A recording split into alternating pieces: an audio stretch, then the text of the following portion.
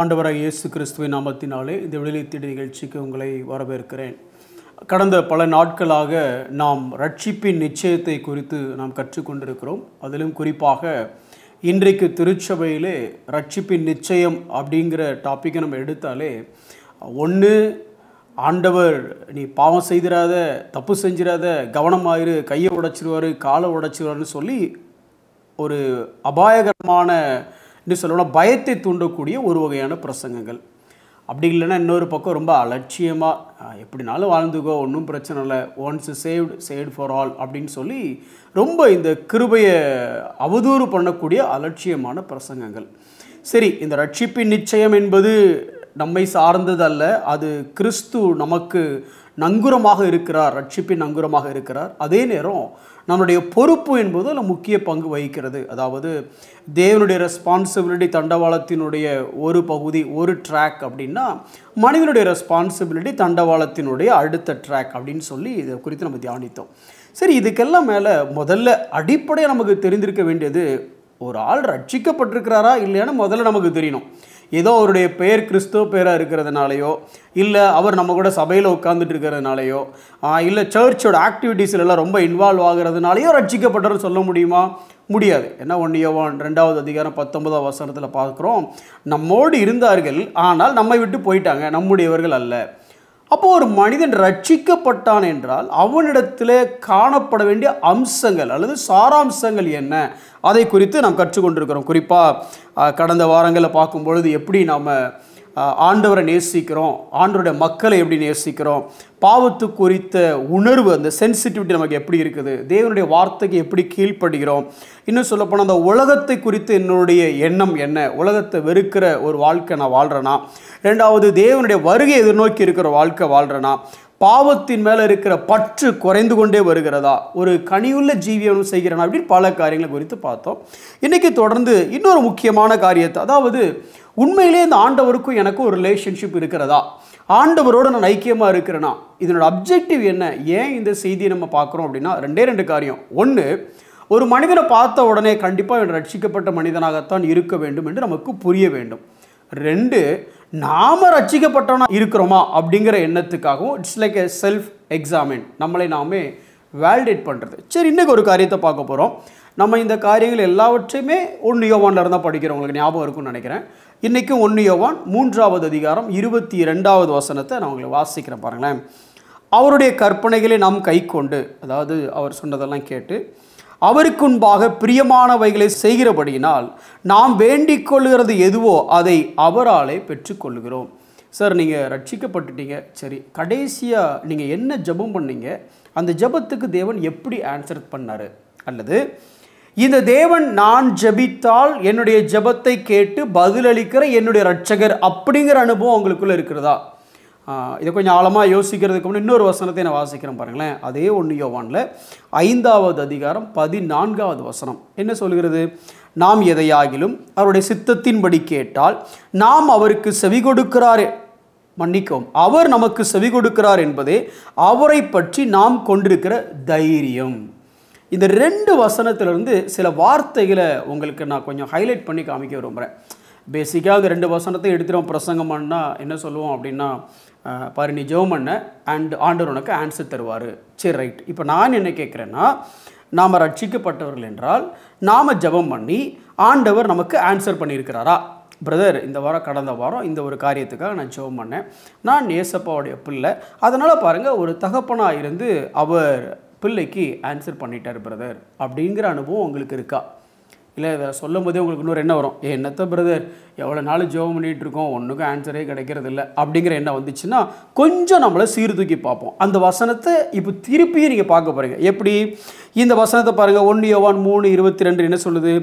அவருடைய கற்பனைகளை நாம் கை கொண்டு அவருக்கு முன்பாக பிரியமானவைகளை செய்து வருகிறபடியினால், அப்படின்னா என் ஜெபம் எப்போ கேட்கப்படும் அப்படின்னா, எப்போல்லாம் என் ஜெபத்துக்கு பதில் வரும் அப்படின்னா என்னோடய லைஃப் ஸ்டைல் எப்படி இருக்குது, அதாவது இது எப்போ ஒன் டைம் நடக்கிறது இல்லை, செய்து வருகிறபடியினால் அப்படின்னா it is a present continuous attribute.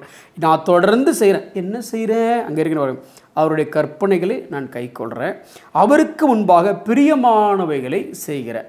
இது 1 யோவான் 3:22 இருக்குது. இப்போ அதே 1 யோவான் 5:14 பாருங்கள். அங்கேயும் என்ன சொல்லியிருக்கு? நாம் எதையாகிலும் கேட்டால் எதை கேட்டாலும் தருவார் அப்படின்னு இல்லை. நாம் எதையாகிலும் அவருடைய சித்தத்தின்படி கேட்டால். அப்போ 3 காரியம் நாங்கள் யோசிக்கணும். என் ஜெபத்துக்கு தேவன் பதில் கொடுத்தார் அப்படின்னா நான் 3 காரியத்துக்குள்ளே அடங்கியிருப்பேன். என்ன? 1, அவருடைய கற்பனைகளை கை கொண்டிருக்கிறேன். 2, அவருக்கு பிரியமானதை நான் கேட்டிருக்கிறேன். 3, அவருடைய சித்தத்தின்படி நான் கேட்டிருக்கிறேன். இது ஏன் முக்கியம் பிரதர் அப்படின்னா, இந்த ஜெபத்தை குறித்து ஆண்டவராக இயேசு கிறிஸ்துவே ரொம்ப அதிகமாக வலியுறுத்துறதை குறித்து நம்ம பார்க்குறோம். இன்னும் அதையும் தாண்டி நீங்கள் யோசிச்சு பார்த்தீங்க அப்படின்னா, who is the perfect model for a perfect prayer அப்படின்னு கேட்டிங்க அப்படின்னா, இயேசு கிறிஸ்துவை விட சிறந்த மாடல் நம்ம யாருமே சொல்ல முடியாது. அப்படி ஜெபிக்கிற இயேசு கிறிஸ்து நம்மை ஜெபிக்க சொல்லும்பொழுது அவர் சொல்லுகிற காரியம் என்ன? மார்க்கு 11வது அதிகாரம் 24வது வசனம் என்ன சொல்கிறாரு? ஆதலால் நீங்கள் ஜெபம் பண்ணும்போது எவைகளை கேட்டுக்கொள்வீர்களோ அவைகளை பெற்றுக்கொள்வோம் என்று விசுவாசியுங்கள், அப்பொழுது அவைகள் உங்களுக்கு உண்டாகும். அந்த அளவுக்கு விசுவாசம் நமக்கு இருந்துச்சா? இப்போ காலையில் ஜெபம் பண்ணிவிட்டு மதியமே என்னத்தை ஜெபம் பண்ணாலும் அவர் கேட்க போகிறதில்ல, இப்படி ஒரு மனப்பான்மை நமக்கு இருக்கா? இல்லை, நான் கேட்டுட்டேன், நான் அவருடைய கற்பனையின்படி நடக்கிறேன், அவருக்கு பிரியமான பிள்ளையாக நான் இருக்கிறேன், நான் கேட்டதும் அவருடைய சித்தத்தின்படி தான் கேட்டேன், அதனால் இப்படி இந்த ப்ரீ ரிக்வெஸ்ட் எல்லாம் மீட் ஆனதுனால நான் கேட்குற ஜெபத்துக்கு நிச்சயமாக ஒரு பதில் தருவார். ஒருவேளை நான் நினைக்கிற மாதிரி பதில் வராமல் இருக்கலாம், but always it is a better or the best answer. நான் எதிர்பார்க்குற பதில் கிடைக்காம இருக்கலாம், ஆனால் அவர் கண்டிப்பாக பதில் தருவார். தருகிற பதில் சிறந்ததாகவே இருக்கும். இந்த அனுபவம் நமக்குள்ளே இருக்கிறதா?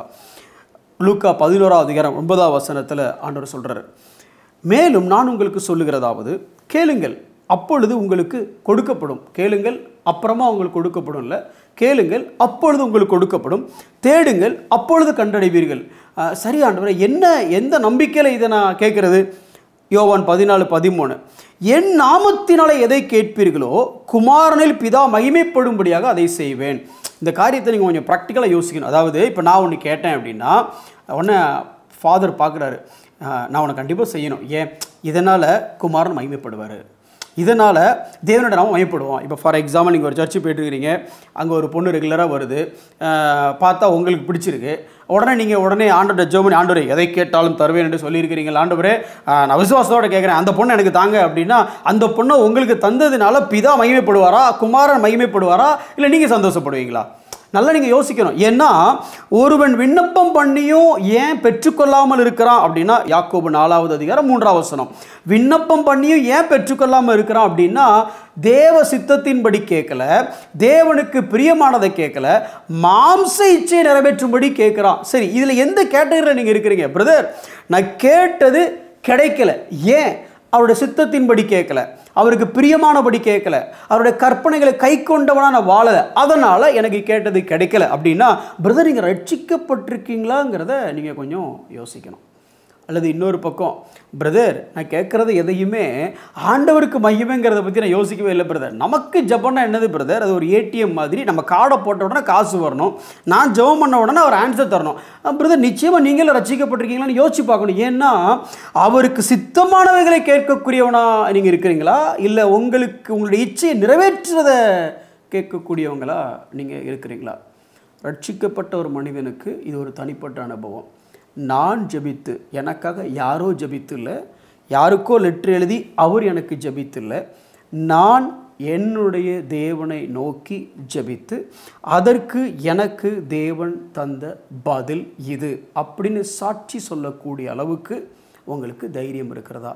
ஏன்னா அந்த வசனத்தில் சொல்லும் பொழுது, நாம் எதையாகிலும் அவருடைய சித்தத்தின்படி கேட்டால் அவர் நமக்கு செவி கொடுக்கிறார் என்பதே அவரை பற்றி நாம் கொண்டிருக்கிற தைரியம். இது தைரியம் உங்களுக்கு இருக்கா? நாளைக்கு ஏதாவது பெரிய பிரச்சனை வந்த உடனே, எனக்கு பெரிய பிரச்சனை தான், ஆனால் எனக்கு ஒரு தைரியம் இருக்குது. என்ன? நான் அவருடைய கற்பனைகளை கை கொள்கிற ஒரு வாழ்க்கை வாழ்கிறேன், நான் அவருக்கு பிரியமான காரியங்களை செய்யக்கூடிய ஒரு வாழ்க்கை முறையில் தான் நான் இருக்கிறேன், நான் இந்த வேதத்தை படித்து தேவனுடைய சித்தம் என்னங்கிறத தெரிஞ்சு வச்சுருக்கிறேன், என்னுடைய ஜெபம் எப்பொழுதுமே தேவனுடைய சித்தத்தின்படி தான் இருக்கும், நான் அவர்கிட்ட எதை கேட்டாலும் பிதா மகிமைப்படும்படியாக, குமாரன் மகிமைப்படும்படியான காரியமாக தான் இருக்கும். அதனால் இந்த பிரச்சனை நடுவில் எனக்கு ஒரு தைரியம் இருக்குது. என்ன நடந்தாலும் சரி, நான் ஜெபிப்பேன், அவர் பதில் தருவார். இப்படிப்பட்ட தைரியம் உங்கள் மனசுலையும் என் மனசுலையும் இருந்துச்சுன்னா நிச்சயமாக நாம் ரட்சிக்கப்பட்டிருக்கிறோம். அப்படி இல்லைன்னா நம்மளை நாமே சீர்தூக்கி பார்க்கணும். ஒருவேளை உங்களுக்கும் அவருக்கும் இடையில் இருக்கிற உறவில் ஏதாவது ஹிண்ட்ரன்சஸ் இருக்கா, ஏதாவது ஹேபிச்சுவல் சின் இருக்கா, ஏதாவது கேப் இருக்கா, சரி பண்ணுங்கள். இல்லை பிரதர், இப்படி ஒரு அனுபவம் எனக்கு இல்லை அப்படின்னா முழங்கால் படியிட்டு தேவனே என்னை ரட்சிங்கன்னு சொல்லி இந்த சுவிசேஷத்தை விசுவாசித்து பாவ மன்னிப்பு நிச்சயத்தை பெற்றுக்கொள்ளுங்கள். கண்களை மூடி நாம் ஜெபிப்போம். அன்புள்ள ஆண்டவரே, ஒவ்வொரு முறையும் நாங்கள் ஜெபிக்கும் பொழுது எங்களுக்கு இருக்கிற நம்பிக்கை, எங்களுக்கு இருக்கிற தைரியம், நீர் அதை நிச்சயமாக நிறைவேற்றுவீர் என்பதே. ஆனாலும் நாங்கள் ஜெபிக்கும் பொழுது உம்முடைய கற்பனைகளை கை கொள்கிறவர்களாக நாங்கள் வாழ்கிறோமா? உமக்கு பிரியமானவைகளை நாங்கள் நாடுகிறோமா? உம்முடைய சித்தத்தின்படி நாங்கள் ஜெபிக்கிறோமா? இந்த வேண்டுதலினால் பிதா குமாரன் மகிமைப்படுவார்களா? இதையெல்லாம் உணர்ந்து கேட்பதினால் எந்த சூழ்நிலையிலும் நீர் எங்களுக்கு பதிலளிக்கிறீர் என்கிற தைரியம் எங்களுக்கு இருக்கிறதா? ஆண்டவரே, இதை யோசித்து பார்க்க எங்களை நிதானிக்க நீர் கிருபை செய்யும். ஆவியானவரே, துணை புரிந்தருளும். இயேசுவின் நாமத்தில் ஜெபிக்கிறோம் நல்ல பிதாவே, ஆமென்.